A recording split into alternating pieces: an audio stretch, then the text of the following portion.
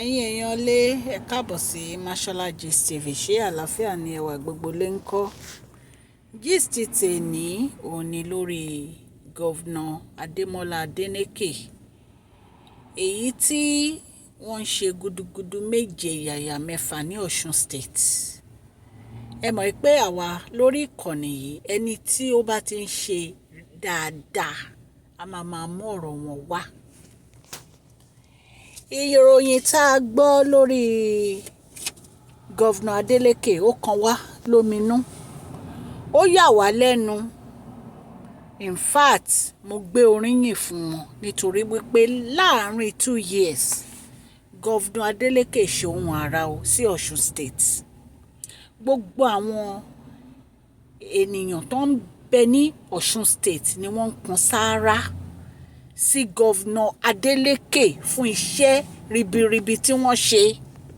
Tó bá jẹ́ pé a ní irú Govenor yìí bíi 5 ní Nàìjíríà kò bá má dà, nítorí wípé ìyà ń jẹ àwọn mẹ̀kúnnù, ìyà ń jẹ àwọn ará ìlú.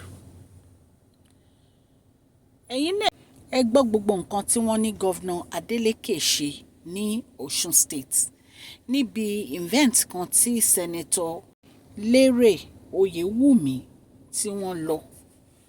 Wọ́n ní Govenor Adeleke wọ́n ní wọ́n ti já ewé olúborí nínú ìbò èyí tó ń bọ̀ ní ọdún 2026 fún gbogbo àwọn iṣẹ́ àlùbáríkà àti iṣẹ́ málegbàgbé tí wọ́n ṣe láàrin ọdún méjì, just 2 years. 2 years ẹ̀yin èèyàn tí Govenor yìí dé orí àlééfà ni wọ́n ti ṣe gbogbo àwọn iṣẹ́ kàbìtìkàbìtì ìyàlẹ́nu fún àwọn ọmọ ìlú Osun State. Mo gbóríyìn fún Govenor Adeleke. Alákọ̀ọ́kọ́ wọ́n ní wọ́n ṣe ọ̀nà kìlómítà way 5 kìlómítà way 5 lóríṣiríṣi kìlómítà 5 tán. Wọ́n ní láàrin ọdún méjì ni o. Lẹ́yìn yẹn wọ́n ní gbogbo àwọn grammar school àti elementary school wọ́n ní gbogbo ẹ̀ náà ti renovate. Gbogbo àwọn tó yẹ pé wọ́n ti gbó gbogbo ẹ̀ wọ́n kọ́, wọ́n renovate, wọ́n tún kọ́. Èyí tó nídìí toilet wọ́n ṣe toilet, èyí tó nídìí chair wọ́n ṣe chair, èyí tó nídìí painting wọ́n ṣe painting. Iṣẹ́ ribiribi ni a gbọ́ wípé Govenor Adeleke ṣe. Ẹ̀yin náà rántí gist kan tí mo gbé wá ńgbà kan tí òjò tó ń wọnú school àwọn ọmọ tí wọ́n ń jókòó sí orí àga nítorí omi àgbàrá òjò. Àwọn kan tiẹ̀ wà wọ́n tiẹ̀ lága ilẹ̀ lẹ́nà jókòó sí nínú òjò ń bẹ̀.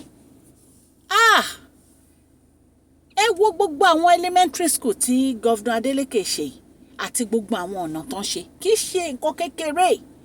Tó bá jẹ́ Govenor míì ni ó kàn máa kówó jẹ ni, wọn ò ní ṣe nǹkan kan, wọ́n dẹ̀ máa parọ́ fáwọn ará ìlú.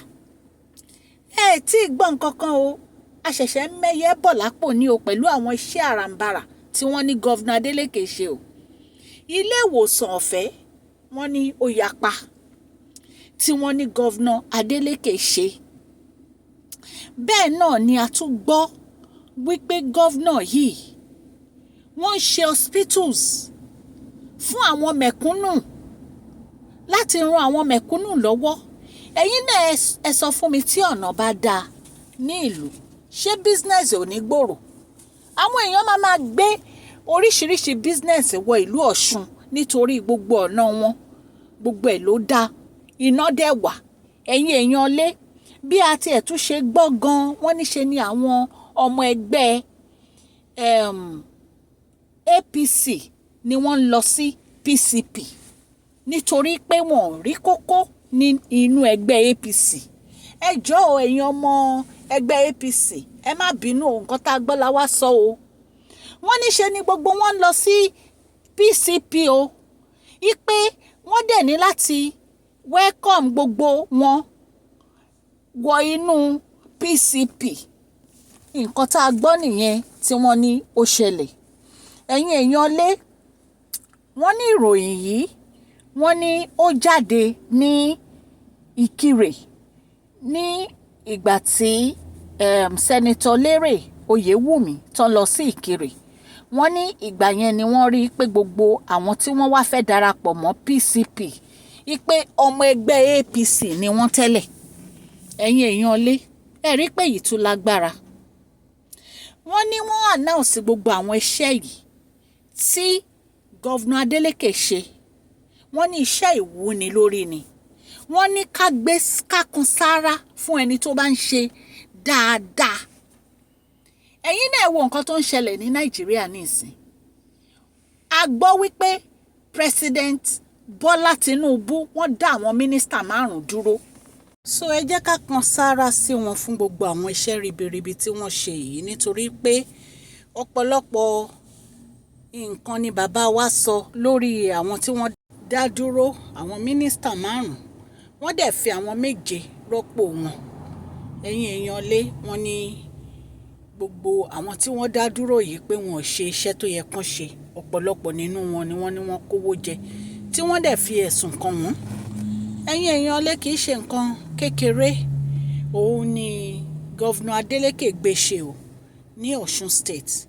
A dúpẹ́ fún gbogbo nǹkan ribiribi àti ìyanu tí Govenor Adeleke ṣe. Ọlọ́run aláàánú á bá wa gbọ́wọ́ wọn sókè o.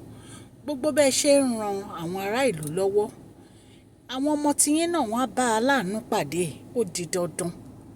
Gbogbo ìgbà àti ìlágùn yín àti àwọn iṣẹ́ ribiribi tẹ́ ẹ ṣe ní Osun State yìí, wàhálà yín ò mà ní já sásán. Wọ́n máa nífẹ̀ẹ́ ẹlòmíì rọ́pò yín.